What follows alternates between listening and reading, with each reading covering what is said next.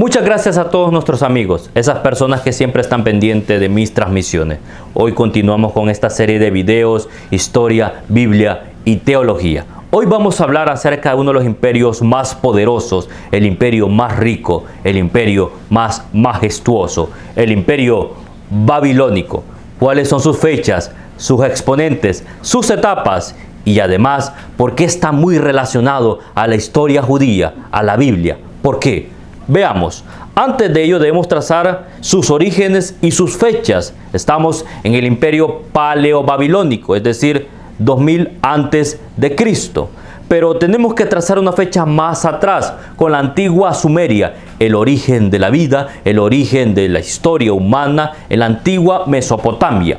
Los sumerios estuvieron 4000 antes de Cristo al 2300 antes de Cristo. Luego continuaron los acadios del 2300 a 1900, y luego viene en este momento y otras civilizaciones que existieron, los paleobabilónicos de 1900 a 1500. Los paleobabilónicos habitaban en la antigua Mesopotamia, en el centro y sur.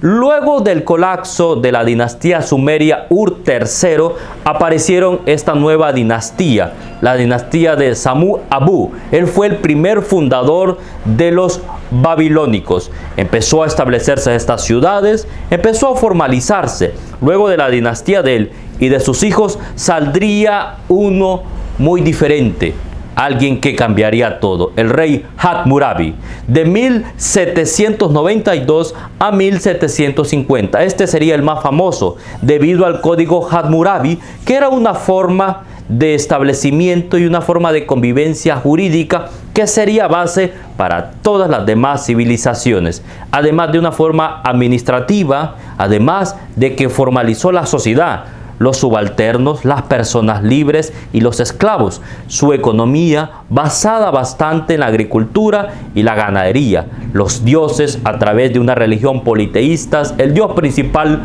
Marduk. Él, luego que venció a los Larsa y a los Isin, que eran pueblos, unificó toda la Mesopotamia. Estamos en la época dorada de la historia paleo-babilónica. Luego vendría su hijo y continuaría ese legado, pero empezó a decaer. No pudieron con el peso del nombre del rey Hammurabi. Y en el año 1595 los hititas invadieron Babilonia y la destruirían por completo. Luego estamos en la segunda etapa, la etapa intermedia o los casitas. Sabemos muy poco sobre esta etapa, sobre sus exponentes, sobre sus fechas. Hay algunos personajes, pero es muy cuestionado su nombre a través de la historia y de los escritores y los eruditos. Pero probablemente ellos colocaron a Babilonia como su capital. Ellos fueron pueblos nómadas sin ningún mucho conocimiento. Además, se considera que la epopeya de Gilgamesh fue en esta época, aunque hay mucha crítica, cuestionamientos y debate acerca de estas fechas. También sobre esta etapa surgieron otros imperios como el imperio egipcio y el imperio asirio.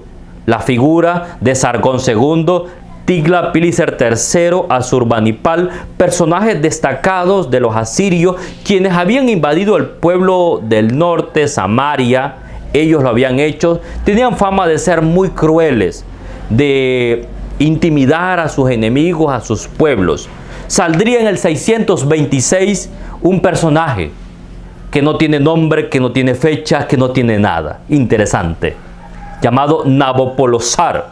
Él trataría de crear una coalición con los medos y con otros pueblos para hacerle frente a los asirios, y en el 626 lo conquistaría, y de ahí iba a salir nuevamente la tercera etapa.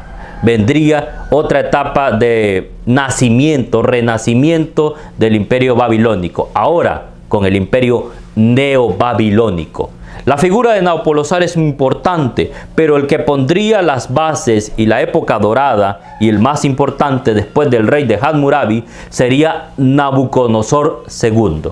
Nabucodonosor II se casaría con la hija, con la princesa Mistas de los medos.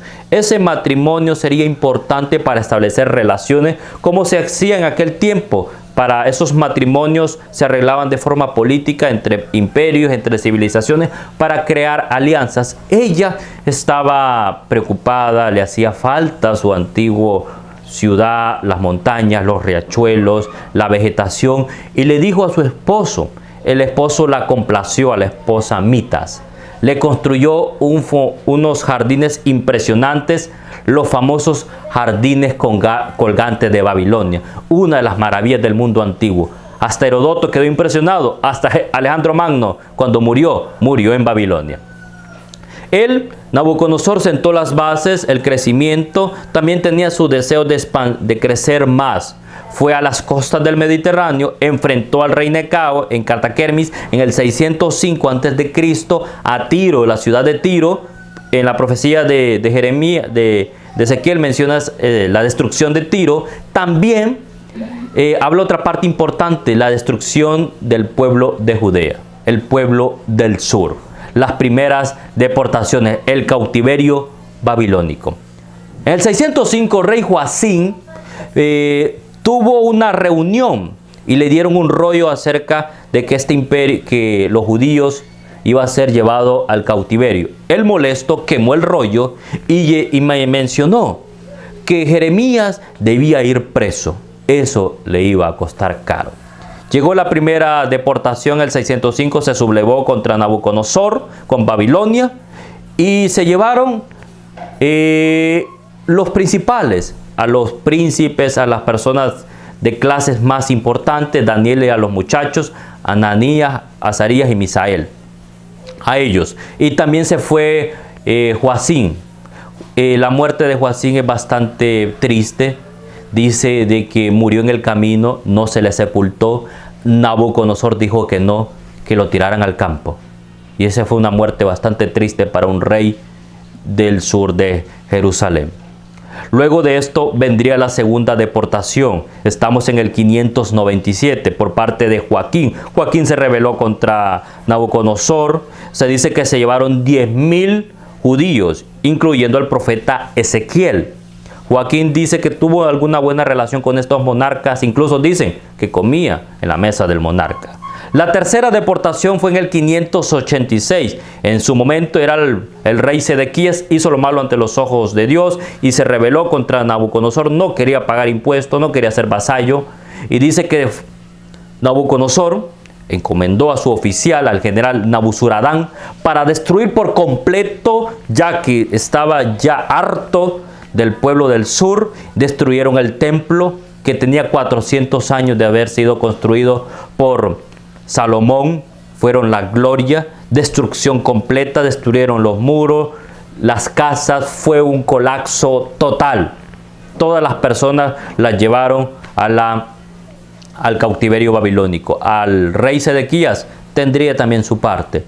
Él estuvo presente cuando mataron a todos sus hijos y le quitaron sus ojos y lo llevaron prisionero. Fue triste. Y ahí surgieron 70 años. Pero es interesante que la Biblia ya mencionaba acerca de estos pasos agigantados de Babilonia.